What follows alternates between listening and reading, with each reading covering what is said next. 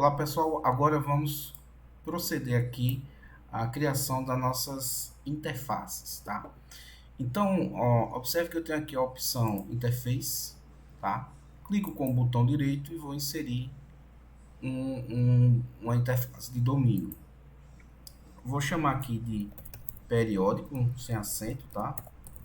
Ou o nome que você achar melhor, ou deixa o nome padrão, tá? Só vai ter ele mesmo. O que é que acontece? Aqui eu tenho um tipo de interface. Lembra aquelas opções que eu tinha falado? Então, existem várias opções aqui. Fluido com fluido, fluido meio poroso, fluido sólido, meio poroso com meio poroso e assim sucessivamente. No nosso caso, todo o domínio, né, toda a interface vai ser fluido-fluido. Aqui no domínio, tá, eu vou colocar aqui o default domain, tá? E vou agora selecionar as regiões, tá? Veja que eu tenho aqui a região Blade, tá?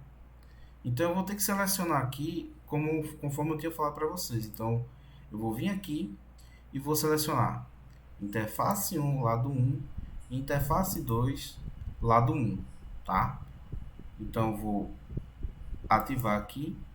Perceba que eu selecionei corretamente. Então preste atenção, tá? Para que você crie corretamente a face, tá? São duas interfaces, tá? Interface 1 e interface 2, a 1 ela está ao lado direito e a 2 ao lado esquerdo, só que tem dois lados, tá? Da mesma forma, eu venho aqui na outra interface 2, tá? Deixa eu só tá aqui onde tem Blade, né? E aí agora eu vou pegar a interface 1 do lado 2 e a interface 2 do lado 2, tá? Então, se você tiver dúvida, não tem problema, porque aqui você vai ver se você está errando, tá bom? Aqui na interface model eu tenho aqui conexão geral, então eu vou colocar aqui a opção de rotation periods, tá? Ou seja, ele agora vai entender que isso aqui são duas regiões que estão girando, tá? Aqui eu já tenho o axis definition aqui, o eixo Z, tá bom? Então é assim que a gente cria a interface. A outra parte aqui é a conexão. Lembra que eu falei para vocês na aula anterior sobre o Mesh Connection, tá? Onde a opção aqui é automática, que como a gente tem uma malha conforme, tá? Então eu vou colocar aqui a opção 1 para 1.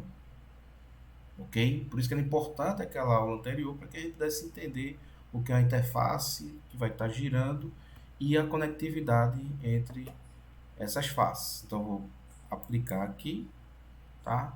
E já criei aqui a entrada, a saída, as duas faces periódicas, tá? E agora, se você olhar aqui, eu vou criar agora a parte estacionária, tá? Que é essa região aqui. Então, vou criar aqui, vou chamar de estacionário, sem acento, ok? E aqui é uma parede, tá certo? E o location vai ser o estacionário, tá? Perceba que o frame type vai ser um rotate, tá? Quando a gente colocou o inlet e o outlet, perceba que o frame type estava como estacionário, tá? Aqui nas construções de contorno, eu vou ativar aqui, vai ser uma parede no sleep wall. Vou ativar aqui a velocidade na parede, que é o counter rotate wall, tá? E aplico aqui. A outra região, que agora é exatamente o rotor propriamente dito, é o que a gente vai chamar de a parte rotativa, tá? Aí uma dica, né, porque ele tem várias faces, tá? Perceba que quando eu fica sobrando faces, né, na minha definição, o CFX ele vai juntando tudo que sobrou no default domain default, tá? Então veja que quando eu clico aqui é exatamente tudo que sobrou foi isso aqui, que é exatamente o que eu quero, tá? Aí o que é que eu vou fazer? Eu vou dar um rename aqui, ou eu posso vir aqui pegar essa definição aqui de domínio, tá? Ou posso vir aqui e dar um outro nome, tá? Então eu posso vir aqui e dar um rename aqui e chamar de rotativo, que é a região rotativa, ou seja, o rotor, tá? E na região rotativa, tá? Já tá, veja que ele já buscou aqui, ó, todas as geometrias, tá? Então daria muito trabalho ficar catando tudo isso aqui. O coordinate frame type é o rotate, tá? Aqui nessa região eu não vou precisar colocar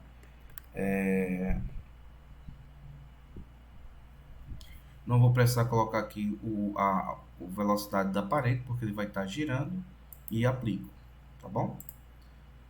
Vamos lá. Fiz tudo aqui, todas as funções de contorno, só repetindo: a parte estacionária, entrada, saída, as faces periódicas e a região do rotor, que é a região rotativa, ok?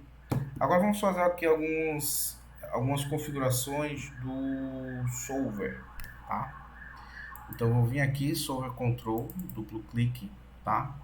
A primeira coisa que a gente vai mudar aqui vai ser o critério de convergência, o RMS. Em vez de ser 10 a menos 4, eu vou colocar 10 a menos 5, ou seja, acrescentar mais um zerinho aqui nesse carinha, tá bom?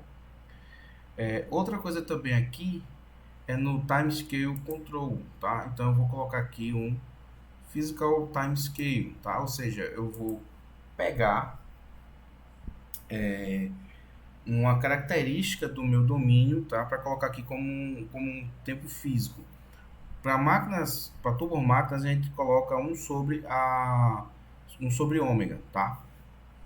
Então, eu vou colocar aqui uma expressão. Eu poderia criar uma expressão aqui e chamar, ou digitar diretamente aqui, quando eu clico aqui nessa raiz quadrada, né? Então, eu posso colocar aqui a minha formuleta, tá?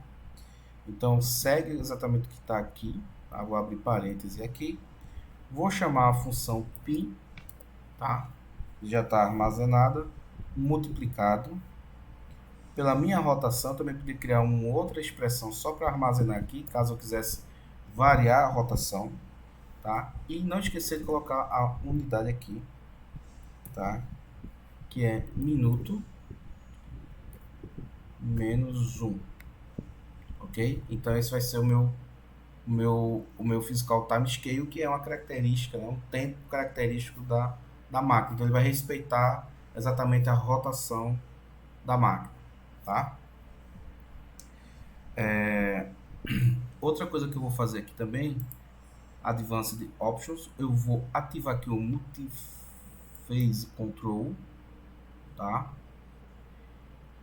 E vou habilitar aqui o Volume Fraction Coupling, tá? Em vez de pegar o solver segregado, tá? A gente viu isso na aula, eu vou colocar ele acoplado, tá? Isso acelera a minha convergência, tá? Então, vou aplicar aqui. E por fim, vou criar agora dois monitores, tá? Então dá um duplo clique aqui, Output Control.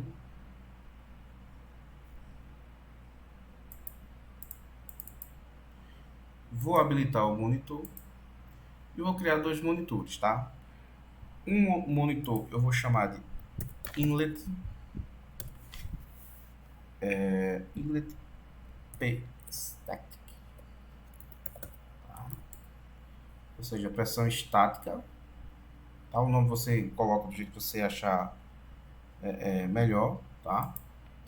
E o que importa aqui é que você vai colocar aqui, ó, criar uma expressão. Também poderia ter criado essa expressão previamente e colocado, e só simplesmente com o botão direito aqui, como a gente já fez em outras etapas, né? E puxar as expressões. Como eu não tenho nenhuma, eu vou colocar aqui a minha expressão, que ele vai pegar a média. Então eu vou pegar aqui uma function, tá? E vou pegar aqui a média da área, da variável pressão, tá? Então vou buscar aqui pressão. Então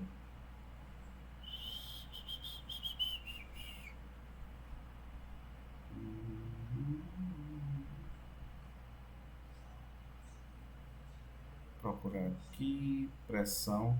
Se você tiver dificuldade de achar, né, porque isso aqui está tudo em ordem alfabética, tá?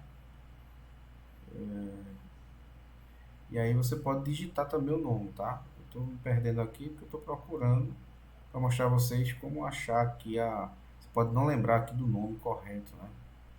Então, você vai fazer esse caminho aqui, tá em ordem alfabética. Aqui, ó, é lá, esse carinha aqui, ó, pressão, tá? Eu posso digitar também a palavrinha aqui, lembrando que é com P maiúsculo, essa escrita sensitive, tá? E aqui eu vou colocar de onde é que eu vou estar puxando a média da pressão na área aqui, né? Então, eu vou aqui no Physical Location 2D e coloco Inlet, tá? Então, vou aqui, aplico, então já tenho esse. E o segundo vai ser a pressão total, tá? Eu vou chamar esse cara de inlet, inlet P total, tá? Total ABS, pressão absoluta, ok? E da mesma forma, vou puxar aqui uma expressão, vou puxar aqui uma função, e aqui vai ser essa função aqui, mass flow wave, tá? Também, só que agora eu vou buscar aqui a minha variável, ela vai estar aqui, que é esse total pressure extend frame, tá?